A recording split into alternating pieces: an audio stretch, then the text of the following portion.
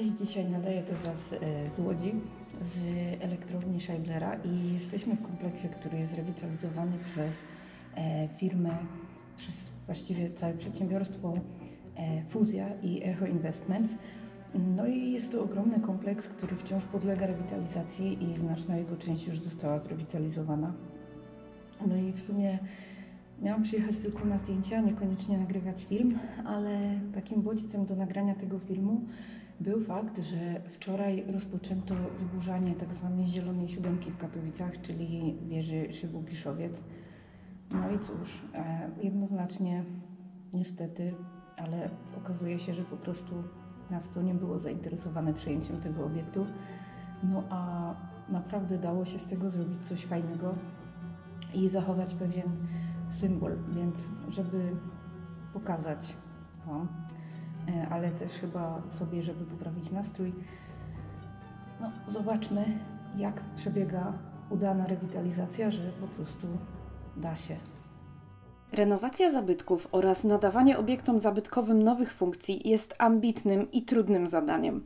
Ich opiekunowie oraz organy sprawujące pieczę nad ochroną prawną nieraz stają przed karkołomnymi wyzwaniami. Miłośnicy i pasjonaci historii, niejednokrotnie czuwający nad losem swojego dziedzictwa w różnego rodzaju komitetach czy też ugrupowaniach społecznych, również potrafią przemierzyć wiele kilometrów, aby dokonać wizyty studyjnej w miejscu, które uznają za inspirujące.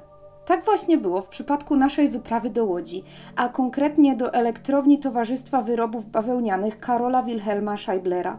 Jest to wyjątkowa perła architektoniczna łącząca estetykę secesyjną z funkcjonalnością. Budynek powstał w 1910 roku według projektu łotewskiego inżyniera budowlanego Alfreda Frischa. Elektrownia nie była zresztą jedynym dziełem projektanta w dawnym kompleksie Scheiblera. Ostatnie prace nad elektrownią sfinalizowano w 1914 roku. Należy podkreślić, iż jest to najstarsza w granicach dawnego Królestwa Polskiego budowla żelbetowa oparta na konstrukcji ramowej. Przed powstaniem elektrowni na terenie zakładu wykończalni Towarzystwa Akcyjnego Manufaktur Bawełnianych Karola Scheiblera istniały już bielnik i farbiarnia. W późniejszej kolejności powstały drukarnia, drapalnia, magiel, magazyny i inne elementy niezbędne do funkcjonowania kompleksu. Wcześniej na placu, na którym powstała elektrownia, stały drewniane szopy. Tutaj warto przybliżyć sylwetkę inwestora, dzięki któremu kompleks rozwijał się tak prężnie. Karol Wilhelm Scheibler II był najstarszym synem Karola Wilhelma Scheiblera i Anny Scheibler z domu Werner. Urodził się 8 marca 1862 roku w Łodzi. Był absolwentem Politechniki w Grenchen, gdzie otrzymał dyplom inżyniera mechanika. Odbył praktyki w fabrykach włókienniczych w Belgii oraz Anglii. Kontynuował rozwój założonego przez ojca Towarzystwa Akcyjnego Manufaktur Bawełnianych. Udzielał się także charytatywnie. W 1930 roku został oznaczony Złotym Krzyżem Zasługi przez prezydenta Ignacego Mościckiego.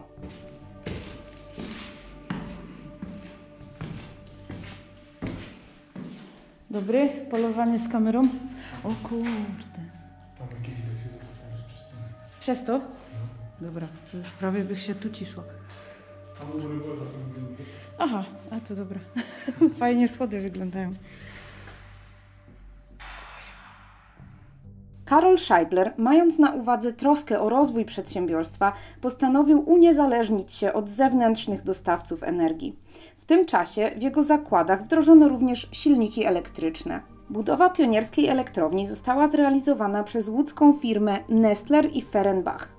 Montażem maszyn zajęły się firmy Görlitzer Maschinenbau ze Zgorzelca oraz Siemens Schuckert z Berlina. Widoczna na filmie turbina firmy AEG pochodzi z 1935 roku.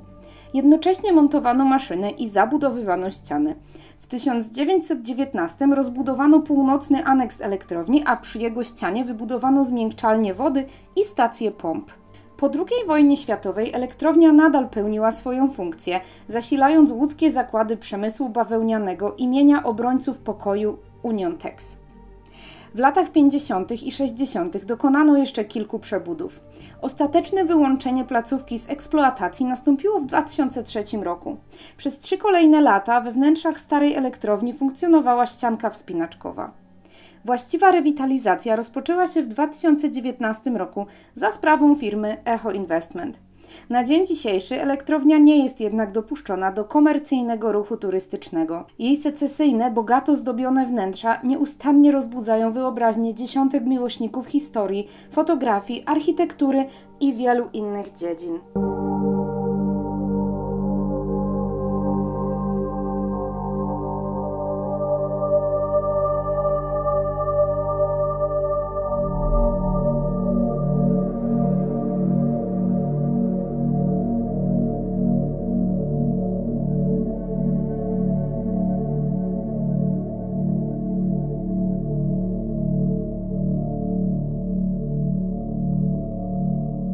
W elektrowni realizowane są różnego rodzaju projekty, w tym powstała tutaj reklama pewnego piwa. Pozwolę sobie zacytować jedynie urywki z wiadomych przyczyn.